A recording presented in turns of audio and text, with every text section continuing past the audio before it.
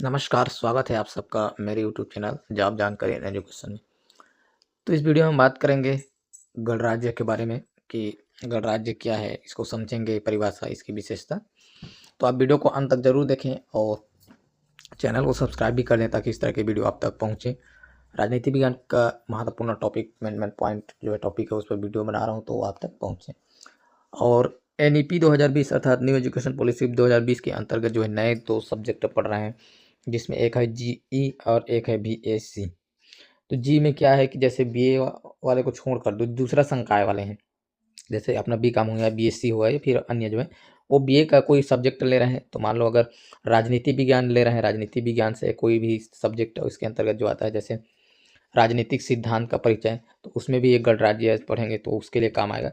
साथ ही साथ दूसरा जो है VAC, वैल्यू एडेड या वैल्यू एडिशन भी कहीं के लिखते हैं, तो वैल्यू एडेड कोर्स जो है तो इसके लिए भी जो है काम आएगा। और इसको जो है BA वाले भी ले रहे हैं, BA को भी एक सब्जेक्ट के रूप में लेना है और BSc भी ले सकते हैं और B.Com भी या अन्य BCA जो कंप्यूटर वाले हैं वो भी इसको ले सकते हैं। तो इसमें जो है अगर इसके अंतर्गत एक राजनीति विज्ञान का ही एक और सब्जेक्ट या टॉपिक बोलते हैं संवैधानिक मूल्य, तो अगर उसको लेते हैं BSc के रूप में तो भी उन लोगों के लिए भी बेनिफिट है। साथ ही साथ BA वालों के लिए तो अपना राजनीति विज्ञान का है ही, BA के तीनों क्लास के लिए पहला फर्स्ट ईयर या फर्स्ट सेमेस्टर, सेकेंड फाइनल, ये सब। साथ ही साथ MA वालों के लिए भी पढ़े। तो ये जो वीडियो है आप बहुत इंपॉर्टेंट है हर एक क्लास के लिए लगभग, अब चाहे वो साइंस हो, कॉमर्स हो या फिर आर्ट वाले हों। तो ज़रूर वीडियो को लाइक कर देंगे, शेयर कर देंगे और चैनल को सब्सक्राइब तो जरूर कर दें। तो चलिए वीडियो को शुरू करते हैं। तो यहाँ से आप देख सकते हैं गणराज्य। तो पहले प्रस्तावना देखते हैं। गणराज्य शब्द संस्कृत के 2 शब्द गण और जिसका अर्थ है जनता, गण यानी जनता, और राज्य यानी रियासत या देश से बना है। ठीक, तो किससे बना है? संस्कृत के 2 शब्द गण और राज्य से। तो गण मतलब जनता और राज्य मतलब रियासत या देश। तो एक गणराज्य सरकार का एक रूप है जिसमें देश को एक सार्वजनिक मामला माना जाता है, ना कि शासकों की निजी संस्था या संपत्ति। तो जो गणराज्य है सरकार का एक रूप है जिसमें जो देश है वो सबके लिए है। इसमें हर एक लोग के लिए, हर एक व्यक्ति के लिए, कि ये कोई भी शासक जो है, कोई यहाँ सरकार है या फिर कोई शासक, उसकी निजी संपत्ति या निजी संस्था नहीं माना जाता गणराज्य के भीतर में। एक गणराज्य के भीतर देश के प्राथमिक पद विरासत में नहीं मिलते। तो यहाँ पर जो एक गणराज्य है वहाँ का जो देश के प्राथमिक पद या देश का सर्वोच्च पद, जैसे भारत में देश का सर्वोच्च पद क्या है? राष्ट्रपति। देश का प्राथमिक पद या फिर सर्वोच्च पद इसको बोलते हैं। तो ये जो है विरासत में नहीं मिलते, बल्कि प्रत्यक्ष या अप्रत्यक्ष चुनाव के द्वारा होता है। तो गणराज्य जो होता है उस वहाँ यह सरकार का एक रूप है जिसके अंतर्गत राज्य का प्रमुख राजा नहीं होता। ठीक, तो राज्य का जो प्रमुख है वो राजा नहीं होता। गणराज्य की परिभाषा का विशेष रूप से संदर्भ सरकार का एक ऐसे रूप से है जिसमें व्यक्ति नागरिक निकाय का प्रतिनिधित्व करते हैं।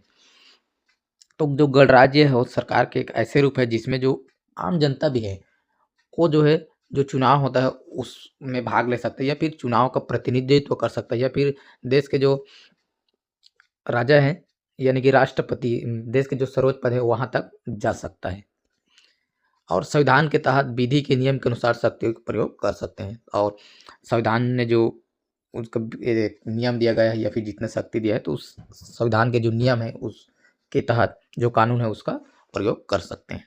तो ये जो है गणराज्य जो है प्रस्तावना। अब इसकी जो परिभाषा है उसको देख लेते हैं। तो इसके परिभाषा को किस तरह से रोक सकते हैं क्लाइम में, कि एक ऐसा देश जहाँ के शासन तंत्र में सैद्धांतिक रूप से देश का सर्वोच्च पद पर आम जनता में से कोई भी व्यक्ति पदासीन हो सकता है, गणराज्य कहलाता है। तो गणराज्य क्या है? कि एक ऐसा देश है जहाँ के शासन तंत्र में जो देश के सर्वोच्च पद है, जैसे भारत के सर्वोच्च पद राष्ट्रपति है, तो देश के सर्वोच्च पद में आम जनता में से कोई भी व्यक्ति वहाँ पदासीन हो सकता है, यानी हर एक व्यक्ति के लिए है, कोई भी व्यक्ति वहाँ पहुँच सकता है। तो गणराज्य, जैसे पहले के ज़माने में क्या होता था कि जो राजा होता था अब उसके मृत्यु के पश्चात उसका जो बेटा है वही राजा बनेगा। ठीक, तो एक क्या होता है, इस तरह से वंशानुगत चलता था। वंश एक पीढ़ी से दूसरी पीढ़ी कंटिन्यू वही चलता था। लेकिन अब जो गणराज्य है वहाँ पर ऐसा नहीं, बल्कि कोई भी आम जनता उस पद पर आसीन हो सकता है। तो ये होता है गणराज्य। गणराज्य की विशेषता क्या है? तो गणराज्य में देश का सर्वोच्च पद जनता में से किसी भी व्यक्ति के लिए खुला होता है। तो गणराज्य की पहली विशेषता की कि देश का जो सर्वोच्च पद है वो जनता में से किसी भी व्यक्ति के लिए खुला होता है।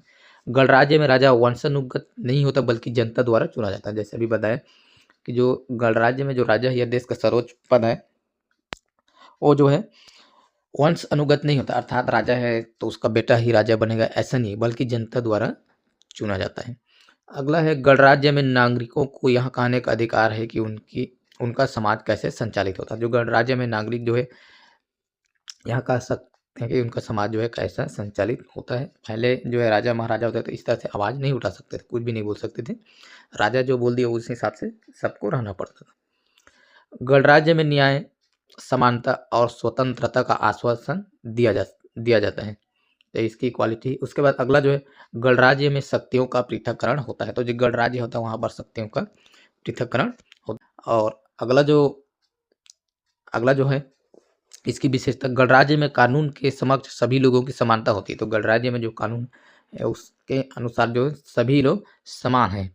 गणराज्य में सभी नागरिक राजनीतिक प्रक्रिया में भाग लेते हैं। हाँ, तो गणराज्य है वहाँ सभी जितने भी लोग हैं सब राजनीतिक प्रक्रिया में भाग लेते हैं। कोई चुनाव लड़ रहा है तो कोई वोट दे रहे हैं, ठीक। तो ये जो है राजनीतिक प्रक्रिया में सब भाग लेते हैं।